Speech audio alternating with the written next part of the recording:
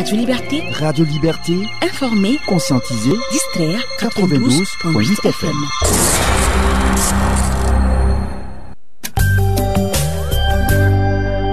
La grande édition du journal. Présentation Rakiswende Yvonne Nanima. À la une de ce journal, 20 ans après l'assassinat de Norbert Zongo et de ses compagnons, les acteurs de la société civile réclament toujours vérité et justice. Le CODEMPP et la CCVC ont commémoré cette journée de 13 décembre à travers une marche meeting. Les détails de ces activités vous seront donnés dans quelques instants.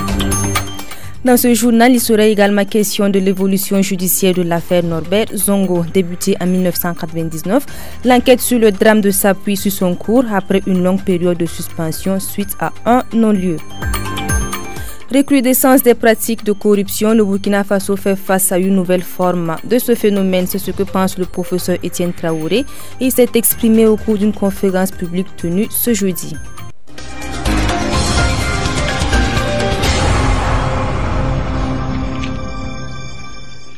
Mesdames et messieurs, bienvenue à ce rendez-vous de l'actualité sur Radio Liberté.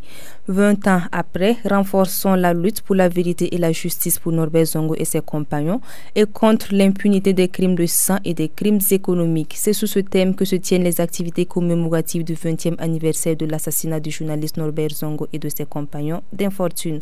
Ce 13 décembre 2018, plusieurs activités ont eu lieu à Ouagadougou, dont une marche meeting organisée par le collectif des organisations démocratiques de masse et de partis politiques CODEMPP et la coalition nationale de lutte contre la vie chère, la fraude, l'impunité pour les libertés, CCVC. Suivons ce reportage de Rabi Kaba et d'Asmani Nyangani. Les juges pourris, les juges pourris,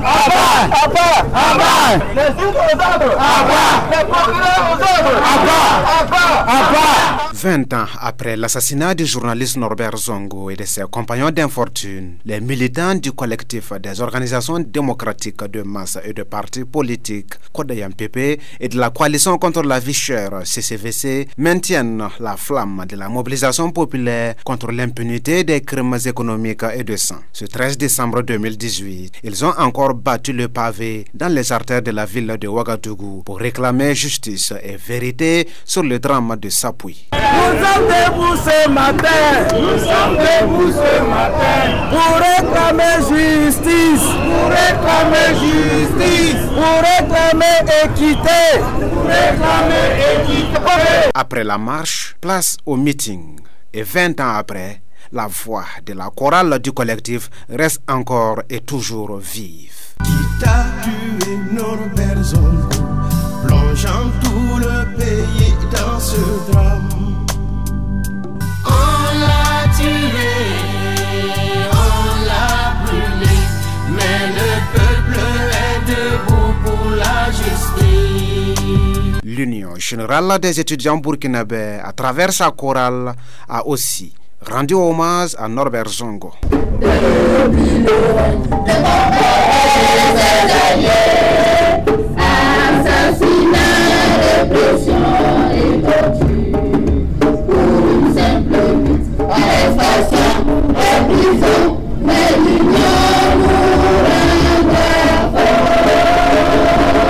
Le président du collectif, Chrysogonos Zougomoré, va enchaîner avec le message marquant les 20 ans de lutte du CODEMPP et de la CCVC. Durant la lutte pour la vérité et la justice en affaire Norbert Zongo, notre peuple a montré aux vieux de l'unité que ni la répression, ni la violence, ni la malice ne peuvent avoir raison d'un peuple uni, déterminé et guidé par un esprit patriotique et révolutionnaire.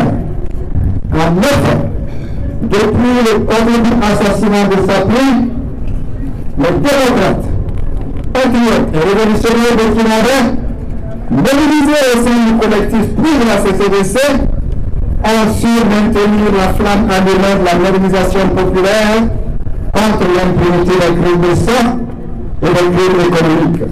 Chrysogonos Zougomoré va conclure en martelant que la victoire appartient au peuple debout qui lutte pour leurs droits, d'où son appel à la poursuite du combat pour la liberté et le progrès social véritable. Nous sommes debout ce matin. Nous sommes debout ce matin. Pour réclamer justice. Pour réclamer justice. Pour réclamer équité. Pour réclamer équité. Tant qu'il n'y aura pas justice pour Norbert Zongo, il y aura toujours des marches pour la réclamer, a laissé entendre le président du collectif à l'occasion de la marche-meeting de ce jeudi. Écoutons les propos de Chrysogones Zougmoré recueillis par nos reporters. Le 16 décembre 1998, nous avons pris le serment sur la tombe de Norbert Zongo de rester mobilisés et déterminés jusqu'à ce que la vérité et la justice se fassent. Nous sommes dans cette ligne de conduite-là jusqu'à présent. Donc c'est pour vous dire que tant que la lumière et la justice ne se feront pas, nous n'aurons jamais de cesse de marcher et de réclamer justice pour Norbert et ses compagnons. Vous savez, ça fait 20 ans que ça dure. Nous étions jeunes à l'époque, nous avons blanchi. Il y a des générations qui sont venues après. Et ce sont ces générations-là qui nous accompagnent aujourd'hui dans cette lutte-là que nous menons depuis maintenant 20 ans. Donc c'est dire que tant que la vérité ne se fera pas, nous n'aurons jamais de cesse de bouger pour que ce dossier-là puisse aboutir. Et cela dit, il y a quand même des acquis. Il y a des acquis parce que nous sommes d'abord arrivés à faire réouvrir le dossier. Et nous l'avons dit, la réouverture du dossier ne suffit pas. Lorsqu'on ouvre un dossier, c'est pour qu'il bouge. Et nous sentons aujourd'hui, depuis pratiquement 2015, que les choses enfin commencent à bouger. Avec l'inculpation, comme vous le savez, de 3 éléments de l'ex-RSP. Et avec tout récemment, vous le savez également, l'avis favorable de la justice française quant à l'extradition de François Compaoré. Donc pour nous, il y a quand même des éléments de satisfaction qui sont là et qui sont à mettre à l'actif de cette persévérance dans la lutte du collectif et de l'ensemble du peuple burkinabé. C'est pour dire que nous ne perdons pas espoir. Nous pensons que, tôt ou tard, j'ai même envie d'enlever le tard, pour dire que peut-être bientôt, nous aurons quand même des éléments concrets, des éléments qui satisfassent en tout cas notre soif de justice. À l'occasion de ce 20e anniversaire, le Centre national de presse Norbert Zongo a procédé dans la matinée de ce jeudi au baptême de la salle Henri Sebgo, un pseudonyme qu'utilisait le journaliste dans ses écrits. Ce acte vise, selon les responsables du centre, à perpétuer sa mémoire.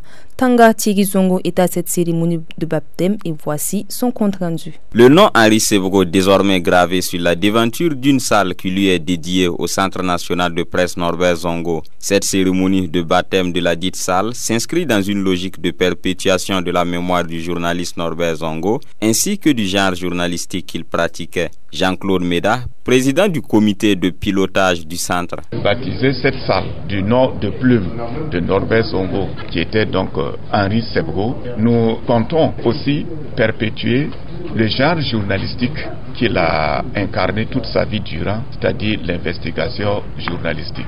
Pour nous, surtout ceux des confrères de l'étranger qui arrivent ici, voir le nom Henri Sebgo, certainement ils vont demander qui est Henri Sebgo et nous dirons que ce n'est ni plus ni moins Norbert Zongo. Le baptême de la salle Henri Sebgo intervient au moment où les travaux de construction ne sont pas encore achevés. Une option délibérée selon Jean-Claude Méda. Nous avons choisi délibérément d'inaugurer cette salle pendant que ce n'est même pas encore achevé pour marquer les 20 ans, pour faire taire tous ceux qui pensent que 20 ans, finalement les gens allaient se lasser. La dite salle a une capacité de 120 à 150 places et est extensible à 2 niveaux. Bien avant toutes ces activités, un recueillement a eu lieu sur la tombe de Norbert Zongo au cimetière de Goungé, au cours duquel le président de l'association des journalistes du Burkina, Guézouma Sanogo, s'est adressé à l'illustre disparu en ces termes. Je cite: « Après 20 ans de lutte, de sueur, de larmes et de sang, le peuple du pays réel est encore debout et tu renouvelles son engagement à poursuivre la lutte afin que vérité et justice soient rendues. Tes confrères ici présents te réitèrent leur détermination à se battre sans relâche jusqu'à ce que la justice te soit rendue à toi et à tes compagnons d'infortune. »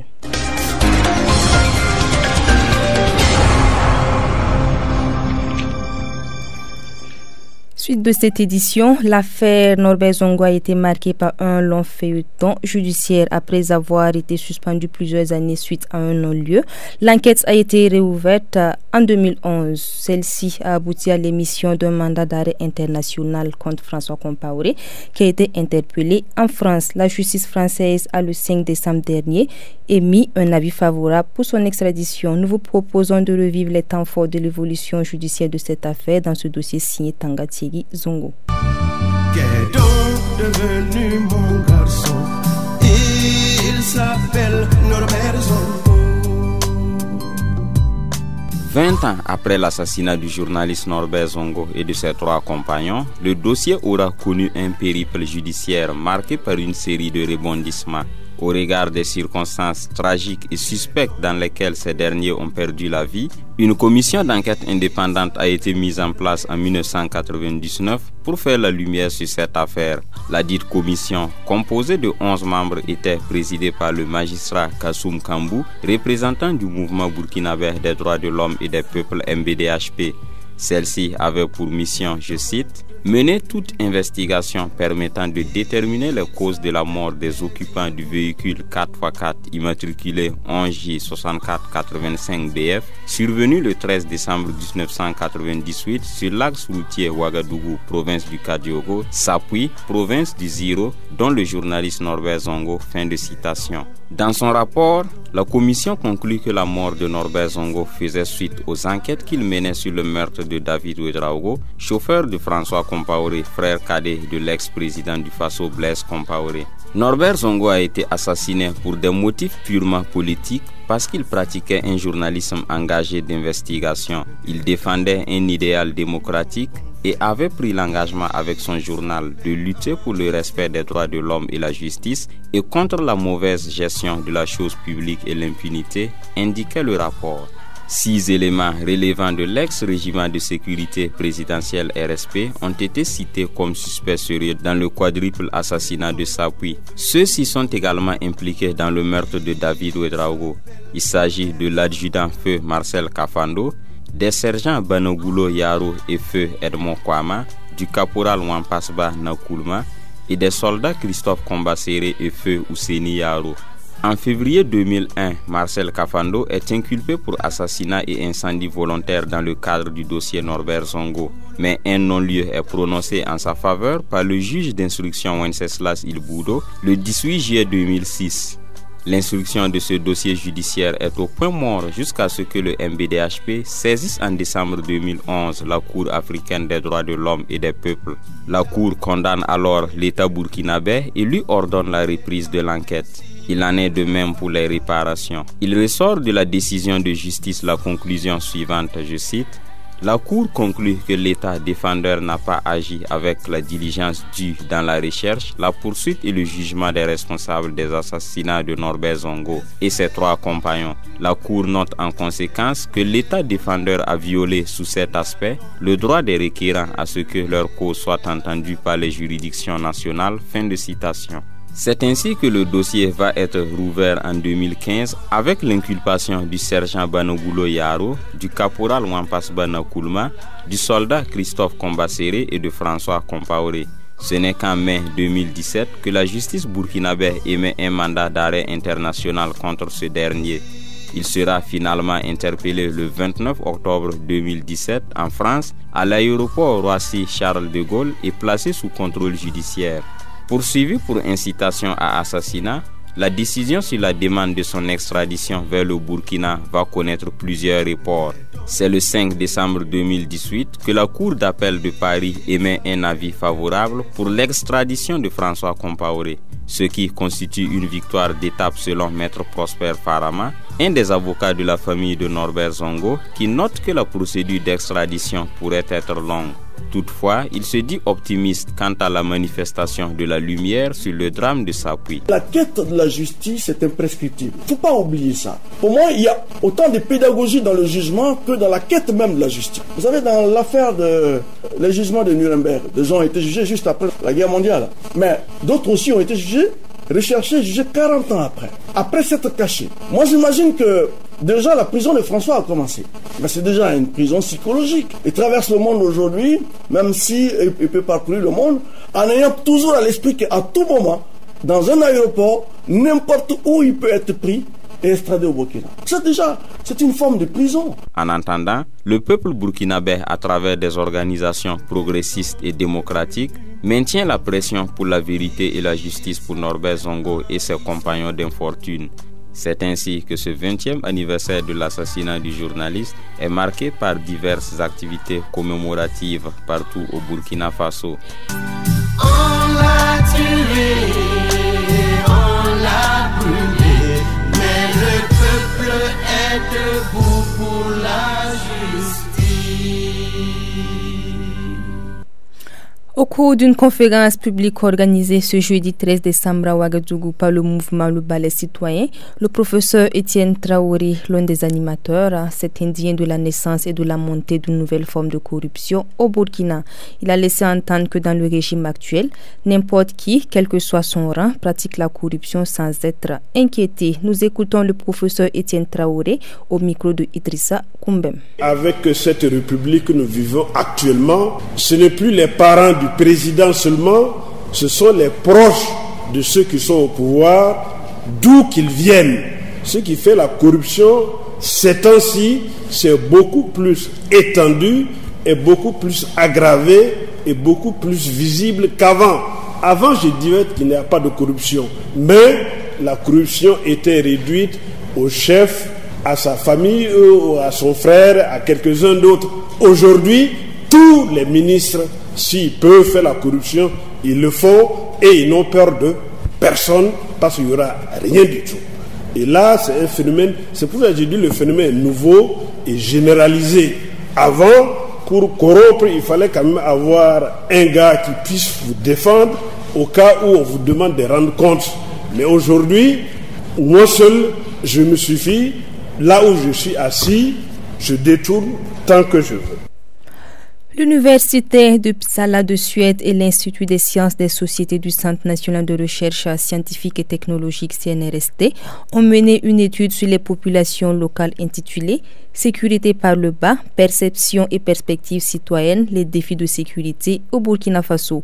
La présentation des résultats de cette étude a été faite ce mercredi 12 décembre à Ouagadougou. Retour sur l'activité avec Tanga Thiegui Zongo. Cette étude sur la sécurité par le bas a concerné 13 communes du Burkina et a eu pour tâche de recueillir les avis des citoyens sur leur conception de la notion de sécurité. Dans un contexte sécuritaire marqué par les attaques terroristes, l'implication des populations locales est nécessaire dans la lutte contre le phénomène. Ludovic Kibora, directeur de l'Institut des sciences des sociétés. La sécurité par le bas, on a essayé donc de partir du point de vue des citoyens lambda, mais aussi des élus locaux qui sont aussi des représentants des citoyens dans les communes. On a arrivé à la conclusion que la commune est une opportunité pour lutter contre l'insécurité, mais la commune aussi constitue une menace. Lorsque vous voyez les attaques terroristes, ça commence souvent au niveau des communes. On a des conseillers même qui ont été impliqués dans des questions d'attaques terroristes, etc. À l'issue de cette étude, des recommandations ont été formulées par les chercheurs. Il faut arriver à impliquer davantage les femmes parce qu'elles sont en mesure d'apporter d'autres armes qui puissent permettre donc de lutter contre la montée de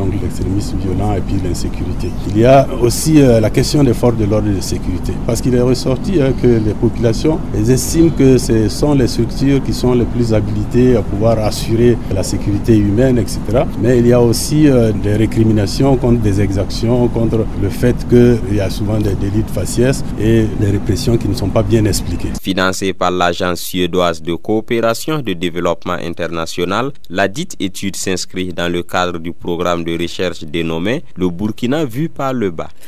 Nous sommes à la fin de ce journal dont la mise en onde a été assurée par Tiona Sanogo. Merci de nous avoir suivis. Bonne suite de programme sur Radio Liberté.